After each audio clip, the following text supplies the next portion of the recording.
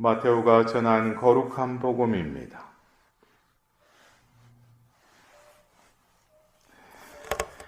그때 예수님께서 제자들에게 말씀하셨다.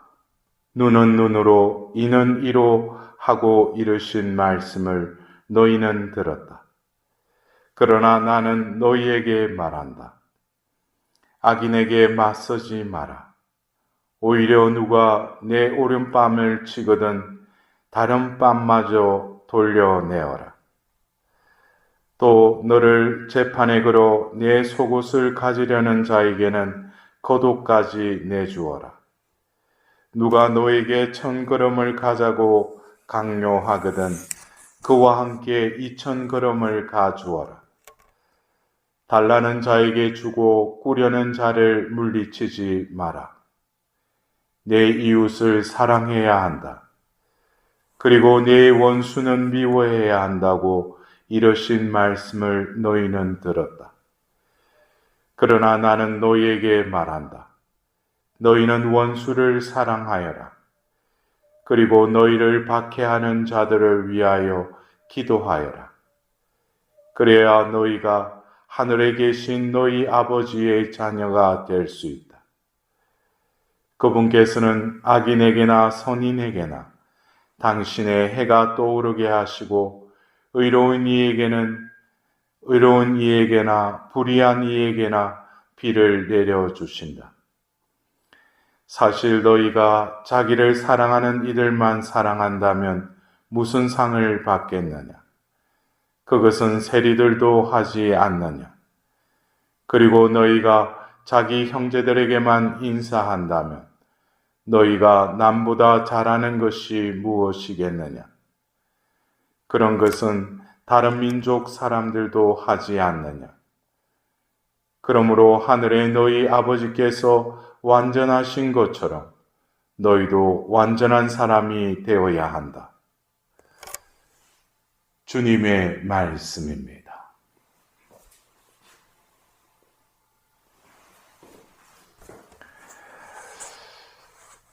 우리는 예수님께서 마테오복음 5장에 산상수훈을 하시며 진복 8단을 선언하십니다.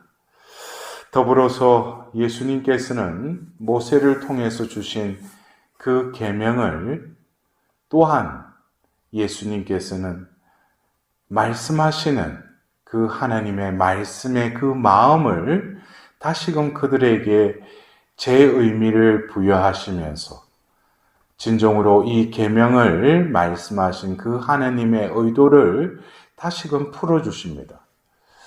그러나 중요한 것은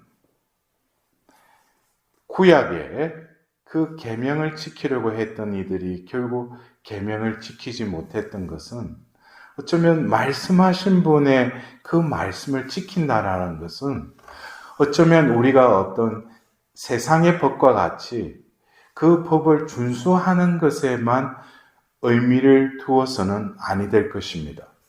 왜냐하면 그 계명은 우리가 지켜야 할 법 이전에 살아야 할 법이기 때문입니다. 우리가 이 사회에서 살아가는 데 있어서 법은 필요하죠. 그러나 그것을 어길 시에는 응당한 그 대가를 치러야 합니다. 그러나 하나님께서는 성경에서도 그 법을 어겼다고 해서 대가를 치르게 하기보다는 어느 부분에 대해서 죄를 다시금 짓지 않을 마음의 회개를 종용하는 경우도 있지만 결국에는 그 저지른 계명을 어긴 그 죄를 보시는 것이 아니라 그 죄는 하나님께서 또 용서해 주시죠. 그러나 중요한 것은 그 죄를 되풀이하는 그 존재를 간과해버리고 어떤 준수에만 의미를 두는 그들을 보고 마음 아파하십니다. 그래서 어쩌면 오늘 우리가 들은 그 계명 중에 원수를 사랑하여라 하는 이 말씀을 여러분들은 어떻게 이해하십니까? 원수라는 단어를 떠올릴 때 여러분들이 어떤 분들은 나는 원수 없다라고 하는 분들도 계시겠지만 우리가 살면서 미워하고 또 앙금이 생기고 결국 마음의 벽을 드리워서 그 사람하고의 그 관계를 끊은 그 대상들은 있지 않습니까? 원수라는 것은 어쩌면 마음의 문을 닫은 대상이라고 할 수 있을 것입니다. 그 마음을 닫은 이유는 자신이 받은 피해와 또 상처와 또 그것으로 인해서 여러 가지 야기된 문제로 인해서 과거에 어느 때 한시적으로 또 고통을 받는 경우도 있지만 어떤 경우에는 현재까지도 어떤 마음의 그 아픔을 느끼게 하는 어떤 대상을 우리는 원수라고 할 수 있을 것입니다. 그러나 우리가 오늘 이 원수를 사랑하여라 라는 말을 그 말 자체만 가지고 우리가 원수를 사랑해야 한다라는 중압감 속에서 예수님은 왜 이렇게 계명을 또 더 침으로 우리에게 또 부과하시는가라는 의구심이 들 수도 있습니다. 그러나 중요한 것은 오늘 이 말씀 전례를 통해서 우리가 들은 레위기 19장의 이 말씀은 어쩌면 유대인들에게 있어서는 모세오경 중에 가장 중요하게 여기는 말씀이기도 합니다. 왜냐하면은 하느님이 주신 이 계명과 율법의 근간이 되는 것은 바로 레위기 이 19장의 2절에 나 주 너희 하나님이 거룩하니 너희도 거룩한 사람이 되어야 한다 라는 이 말씀이 바로 계명을 주시고 법을 주신 하나님이 바로 거룩하신 분이시라는 거예요. 그리고 그 계명을 수여받은 또 그 법을 지키는 이들도 바로 거룩한 사람이라는 것이죠. 그러나 성경에서는 이미 사람은 거룩한 사람이 될 수 없는 지경에 타락해버렸죠. 원죄를 통해서 인간은 결국 거룩한 사람으로 지음은 받았지만 거룩한 사람이 되려고 해도 되지 못하고 또 거룩함이라는 그 말 속에서 이미 동떨어진 존재라는 것을 이미 자신에게 각인시킨 것으로 살아가고 있는 것이 우리의 현실이 아닌가 싶습니다. 그러나 오늘 우리는 복음에서 원수를 사랑하여라 라고 하신 그 법만을 바라볼 것이 아니라 바로 성경의 그 전체를 바라보자면 결국 하나님께서는 당신 모습대로 비슷한 존재로 사람을 지으셨죠. 그 존재는 하나님께로부터 유출되었기 때문에 하나님이 거룩하신 자라면 결국 그 모상인 인간도 거룩한 자였죠. 그러나 죄로 인해서 이 거룩함의 속성이 박탈되고 결국에는 나라는 존재가 생기고 또 한 몸이 되어라는 그 하와를 나무로 바라보게 됩니다. 이것이 어떻게 보면은 죄로 인해서 하나인 그 존재가 둘의 존재로 분리가 되는 것이죠. 그래서 나가 있고 남이 존재하게 된 것입니다. 결국 우리는 성경을 통해서 아담과 하와로부터 나온 그 형제 아벨과 카인이 결국에는 그 제물을 바치는 데 있어서 하나님께서 카인과 그 제물을 반기지 않은 것에서 그 동생을 죽이는 살인의 그 죄를 짓습니다. 결국 어쩌면 창세기 3장에 원죄를 지었고 또 그 원죄의 영향력이 얼마나 심각한지는 그 뱃속에서 나온 그 아벨과 카인의 살인사건을 통해서 이미 원죄는 깊이 그 존재에 스며들어 있음을 또 우리는 바라봐야 할 것입니다. 결국 그것은 이 인류의 역사를 관통하여서 하나님의 그 축복의 그 존재가 죄를 지음으로써 죄의 타락에 빠짐으로써 결국 인류의 역사는 죄의 역사로 점철되어 왔죠. 그러나 예수님은 바로 그 죄의 역사를 당신의 그 속량하심을 통해서, 당신의 그 십자가의 죽음을 통해서 다시금 부활하심으로써 인류의 역사는 희망의 역사, 재생의 역사, 또 회복의 역사로 또한 탈바꿈되었습니다. 결국 우리가 이 원수를 사랑하라는 이 말씀 속에서 지금 나의 존재, 죄로 타락된 나의 존재로, 또 카인이 아벨을 죽였던 그 죄성이 내 안에 서려 있는 한에서는 어쩌면 원수를 사랑하라고 하는 것이 받아들일 수 없을 뿐만 아니라 또 그 원수에 대한 그 죄의 대가를 치러야 한다는 것을 이미 나는 마음속으로 기정사실로 받아들이고 있는 것이 지금 나의 현 상태입니다. 여러분들, 원수를 사랑할 수 있습니까? 어떻게 보면 내 마음으로 하려고 노력은 할 수는 있습니다. 그러나 그 사람을 사랑할 수는 없죠. 그러나 오늘 복음에서도 비와 빛의 비유로 선인이든 악인이든 하나님께서는 그 빛을 비춰주시고 비를 내려주신다고 했어요. 그래서 어쩌면 하나님께서는 이스라엘 백성과 계약을 맺으시고 주 너희 하나님이 거룩하니 너희도 거룩한 사람이 되어야 한다 라는 것은 어떤 그들에게 부과된 의무가 아니라 하나님께서 계약을 맺고 그들을 거룩한 자가 되어야 한다고 하였을 뿐만 아니라 그 사람이라는 존재를 거룩한 사람으로 회복시키기 위해서 하나님께서는 때가 찾아 당신의 아들까지 이 세상에 보내셔서 죽기까지 그 사랑을 온전히 베풀어 주신 분이 거룩하신 하나님이십니다.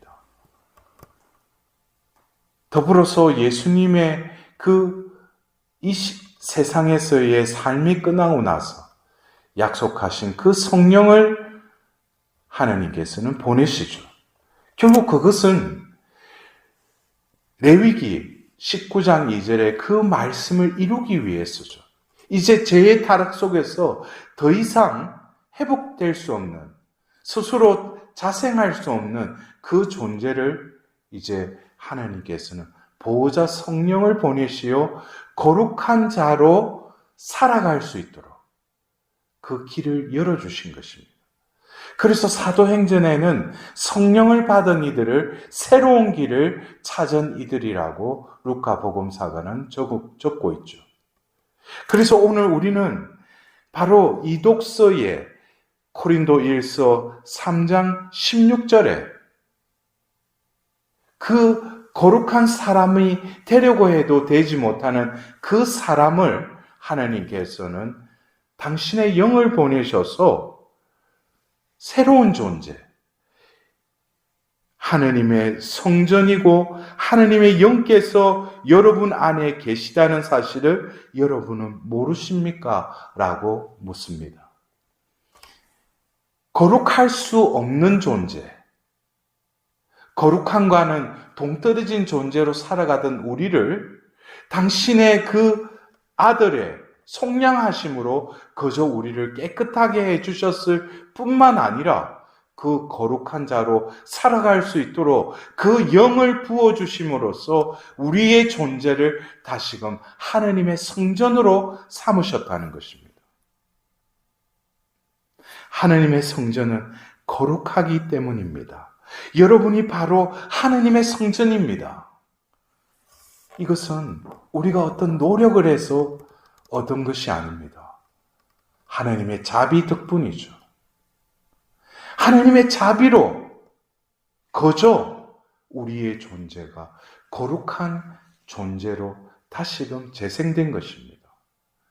그래서 우리는 오늘 이 복음의 말씀을 들을 때 원수를 사랑하고 박해하는 자들을 위하여 기도하라고 하는 이 말씀은 지금 현 상태의 나가 어떠한 존재임을 자각하느냐에 따라서 내가 이 말씀을 지키는 주체가 아니라 이미 나를 거룩한 자로 삼으신 하나님께서 내 안에 계시다면 이 계명을 또한 실행할 수 있게 되는 것입니다. 이제 내 마음 안에 거룩하신 영이 머무르 계시다면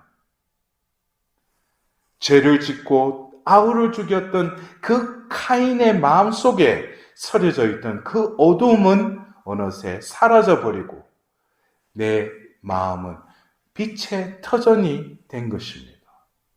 어쩌면 내 생각으로 내가 당한 상처와 고통으로 상대방이 믿고 증오하고 어쩌면 저 사람이 죄의 대가를 치러야 된다라고 나는 생각할지 모르지만 나의 존재를 이미 의롭게 당신의 소유로 삼으신 하느님이 내 안에 계신다면 이 계명은 내가 지키는 것이 아니라 바로 하나님께서 지키도록 나에게 생각과 마음을 또한 변화시켜 주실 것입니다. 우리가 하나님을 사랑하라 라는 그 말씀과 대등하게 내 이웃을 내 몸과 같이 사랑하라는 계명이 어떤가 하는 계명이라고 예수님이 말씀하시지 않았습니까? 내 이웃을 내 자신처럼 사랑하여라. 이것은 결국 제가 서두에 말씀드렸듯이 원죄로 인한 나와 남이라는 존재로 분리되었던 것을 바로 회복의 영을 통해서 이제는 남이 아니라 또 다른 나가 되는 것입니다.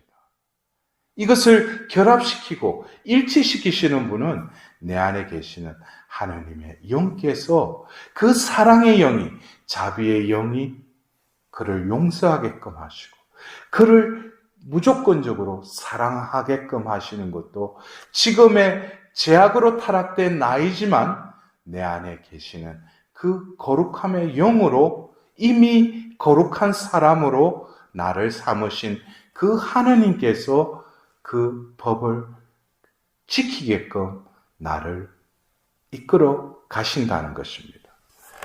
그래서 오늘 우리는 이 연중 7주일 이 말씀들을 통해서 우리는 중요한 것은 어떤 그 명시된 법을 지켜야 되는 그러한